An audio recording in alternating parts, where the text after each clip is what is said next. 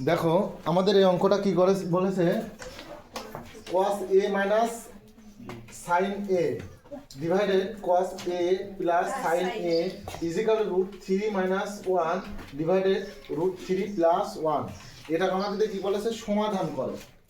সমাধান করা মানে কি কোনো অঙ্কেতে তোমাকে যদি বলে সমাধান করো, সমাধান করা মানে ওখানে যে কোনটা আছে বা যে চলকটা আছে সেই চলকটার মান বের করতে বলেছে। ঠিক আছে, এখানে চলক হচ্ছে আমাদের কি, এখানে অজ্ঞাত রাশি হচ্ছে এ, এই এর মানটাই তোমাকে বের করতে বলেছে। সমাধান করা মানে কি ওই অজ্ঞাত রাশিটার মানটাই বের করতে বলা হয়েছে, অর্থাৎ চলকের মান বের করতে বলেছে। তো এই অঙ্ক করে আমাদের মূল টার্গেট হচ্ছে এর মান বের করা। ঠিক আছে, তো এই অঙ্কে আমাদের করতে হবে কি যোজন বিয়োজন করতে হয়, যোজন বিয়োজন, যোজন বিয়োজন। এখন যোজন বিয়োজন করতে হলে কিভাবে করতে হয় সেটা দেখো। উপরে যেটা থাকবে, ঠিক আছে, উপরে যেটা থাকবে সেটা উপরে লিখতে হবে, নিচেও লিখতে হবে। তাহলে উপরে আছে কি দেখো cos a minus sin, তাহলে উপরে আছে কি cos a minus sin, সেটা উপরেও লিখছি নিচেও লিখছি cos a minus sin a। তাহলে এখানে উপরে কি আছে দেখো তো বাবা, root 3 minus 1, আর এখানে তাহলে নিচে লিখলাম root 3 minus 1। তাহলে কি বললাম, যোজন বিয়োজন করতে হলে উপরে যেটা থাকবে সেটা উপরেও লিখতে হয়, নিচেও লিখতে হয়। উপরে ছিল কি cos a minus sin a, সেটা উপরেও লিখেছি নিচেও লিখেছি, উপরেও লিখেছি নিচেও লিখেছি। এখানে তো উপরে ছিল কি root 3 minus 1, সেটা উপরে লিখেছি নিচেও লিখেছি। এখন কি বলছি দেখো, যোজন বিয়োজন, যোজন মানে যোগ, বিয়োজন মানে বিয়োগ।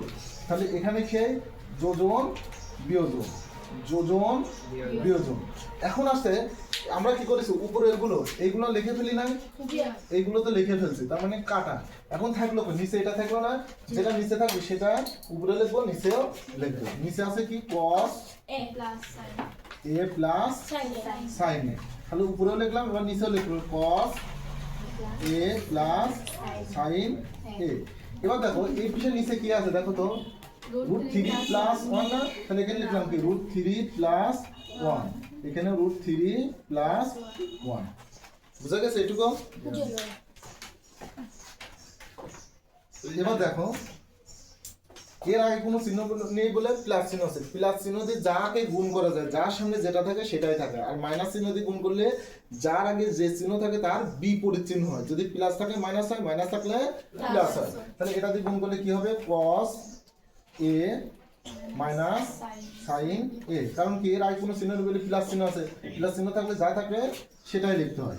এখন এই প্লাস দিয়ে গুণ করলে কি যেটার আগে যে চিহ্ন সেই চিহ্ন না, এটার কোনো চিহ্ন নেই বলে প্লাস চিহ্ন, তাহলে cos a, এখানে দেখো প্লাস দিয়ে গুণ করছে, তার মানে যার আগে যেটা যে চিহ্নটা ছিল সেটাই লিখতে হবে, তাহলে প্লাস sin a। তাহলে এটার আগে কি চিহ্ন আছে, কোনো চিহ্ন নেই বলে প্লাস চিহ্ন, তাহলে এটুকু যেমন ছিল তেমনই লিখবো cos a minus sin a। এটার আগে কি মাইনাস চিহ্ন, মাইনাস চিহ্ন দিয়ে গুণ করলে কি হয়, যার আগে যে চিহ্ন তার বিপরীত চিহ্ন। তাহলে এটি মাইনাস দিয়ে গুণ করছে, তাহলে এই cos এর আগে কোনো চিহ্ন নেই বলে প্লাস আছে, হয়ে গেল তাহলে কি মাইনাস। ঠিক আছে, বুঝতে পাই? মাইনাস দিয়ে গুণ করলে যার আগে যে চিহ্ন তার বিপরীত চিহ্ন। দেখো এইটা দিয়ে আমরা কি করবো, এটাকে টোটালটাকে গুণ দেবো, তাহলে এই যে cos এর আগে কোনো চিহ্ন আছে কি, চিহ্ন নাই, চিহ্ন নাই বলে কি চিহ্ন আছে, প্লাস চিহ্ন। তাহলে মাইনাস দিয়ে গুণ করলে কি বলেছিলাম, যার আগে যে চিহ্ন তার বিপরীত চিহ্ন। তাহলে cos এর আগে ছিল প্লাস, হয়ে গেল কি মাইনাস। এই sin এর আগে কি চিহ্ন, তাহলে হবে কি minus, equal to equal to. এটা আগে প্লাস চিহ্ন, প্লাস চিহ্ন থাকলে যেমন থাকে তেমনই লিখতে হয়, এটা প্লাস চিহ্ন তার মানে কি যেমন থাকে তেমনই লিখতে হয়। এটা আগে কি চিহ্ন প্লাস, তাহলে যেমন আছে তেমনই লিখতে হয়। এইটার আগে কি মাইনাস, মাইনাস থাকলে যার আগে যে চিহ্ন তার বিপরীত চিহ্ন। এই রুট 3 এর আগে কি চিহ্ন, তাহলে হয়ে যাবে কি মাইনাস। এই 1 এর আগে কি চিহ্ন, তাহলে হবে কি মাইনাস।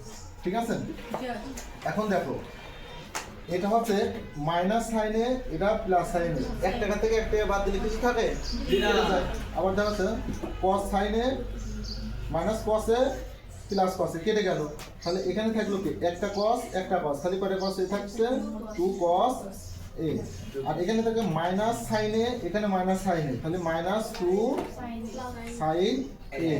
ঠিক আছে, এবার দেখো এই পাশে কি থাকলো সেটা দেখি, এখানে -1 +1 এটা -1 কেটে গেল, এখানে +√3 এখানে -√3 কেটে গেল, তাহলে এই পাশে কি থাকছে একটা √3 একটা √3 খালি থাকছে দুইটা √3, এখানে কি থাকছে -1 যোগ করলে কত হয় -2। এখন দেখো এই -2 এই -2 সাথে কাটা, এই 2 এই 2 সাথে কাটা, ঠিক আছে। এখন আমাদের এখানে কি থাকলো cos a divided sin a, cos a divided sin a, cos a divided sin এর সূত্র হচ্ছে cot a।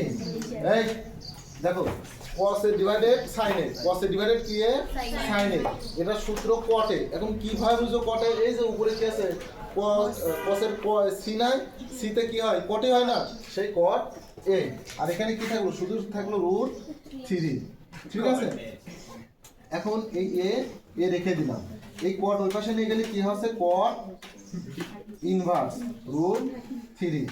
এখন যদি এটা আমরা ক্যালকুলেটর তুলি, যদি cot ইনভার্স √3 মান কত, cot ইনভার্স √3 মান হচ্ছে কত 30 ডিগ্রি, ঠিক আছে। ক্যালকুলেটর তুললে এই মানটাই চলে আসবে।